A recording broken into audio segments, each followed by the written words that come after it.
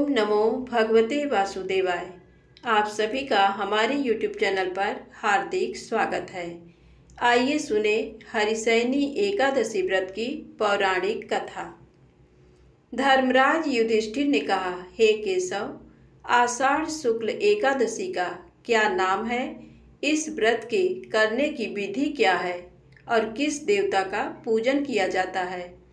श्री कृष्ण कहने लगे कि हे युधिष्ठिर, जिस कथा को ब्रह्मा जी ने नारद जी से कहा था वही मैं तुमसे कहता हूँ।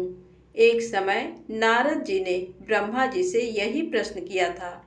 तब ब्रह्मा जी ने उत्तर दिया कि हे नारद, तुमने कलयुगी जीवों के उद्धार के लिए बहुत उत्तम प्रश्न किया है, क्योंकि देवशयनी एकादशी का व्रत सब व्रतों में उत्तम है।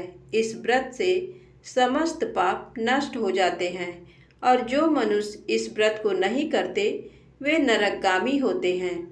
इस व्रत के करने से भगवान विष्णु प्रसन्न होते हैं।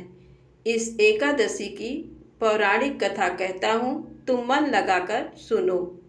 सूर्य वंश में मांधाता नाम का एक चक्रवर्ती राजा हुए, जो सत्यवादी और महान प्रतापी थे। वह अपनी प्रजा का पुत्र की भांति पालन किया करते थे।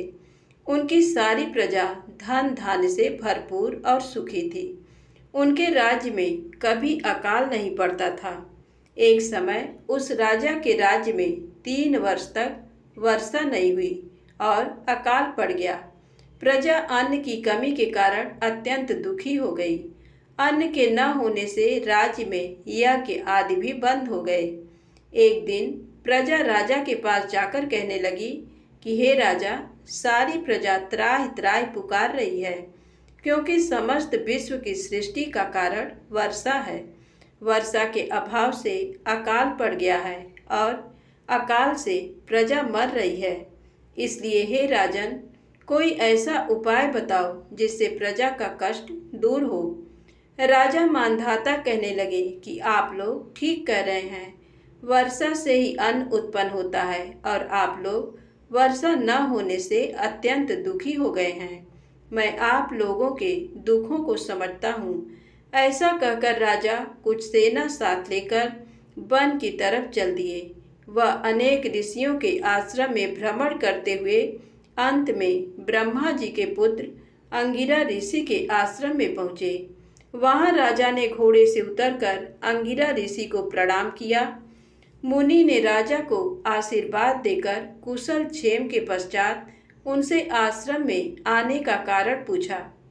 राजा ने हाथ जोड़कर विनीत भाव से कहा कि हे भगवान, सब प्रकार से धर्म पालन करने पर भी मेरे राज्य में अकाल पड़ गया है। इससे प्रजा अत्यंत दुखी है। राजा के पापों के प्रभाव से ही प्रजा को कष्ट होता है, ऐसा शास्त्रों में कहा है। जब मैं धर्मानुसार राज्य करता हूँ तो मेरे राज्य में अकाल कैसे पड़ गया, इसके कारण का पता मुझको अभी तक नहीं चल सका।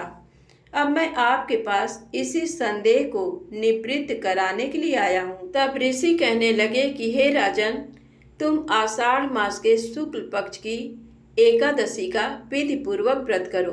व्रत के प्रभाव से तुम्हारे राज्य में वर्षा होगी और प्रजा सुख प्राप्त करेगी, क्योंकि इस एकादशी का व्रत सब सिद्धियों को देने वाला है और समस्त उपद्रवों को नाश करने वाला है। इस एकादशी का व्रत तुम प्रजा, सेवक तथा मंत्रियों सहित करो। मुनि के इस वचन को सुनकर राजा अपने नगर को वापस आए और उसने विधि पूर्वक एकादशी का व्रत किया। उस व्रत के प्रभाव से वर्षा हुई और प्रजा को सुख पहुंचा।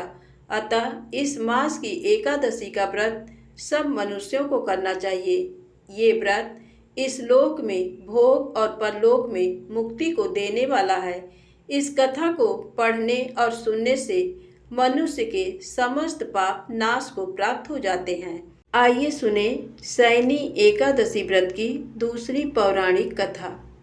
युधिष्ठिर ने पूछा, भगवान, आषाढ़ के शुक्ल पक्ष में कौन सी एकादशी होती है? उसका नाम और विधि क्या है, ये बतलाने की कृपा करें। भगवान श्री कृष्ण बोले, राजन, आषाढ़ शुक्ल पक्ष की एकादशी का नाम शयनी है। मैं उसका वर्णन करता हूँ।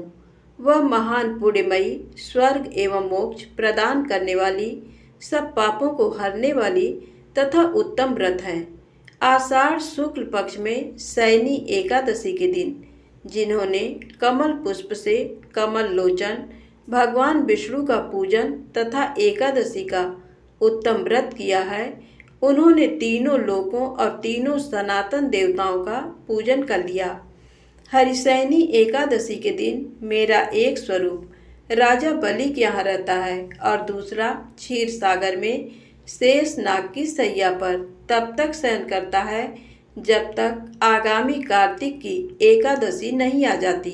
अतः आषाढ़ शुक्ला एकादशी से लेकर कार्तिक शुक्ला एकादशी तक मनुष्य को भली भांति धर्म का आचरण करना चाहिए। जो मनुष्य इस व्रत का अनुष्ठान करता है वह परम गति को प्राप्त होता है। इस कारण यत्न पूर्वक इस एकादशी का व्रत करना चाहिए। एकादशी की रात में जागरण करके शंख चक्र और गदा धारण करने वाले भगवान विष्णु की भक्ति पूर्वक पूजा करनी चाहिए।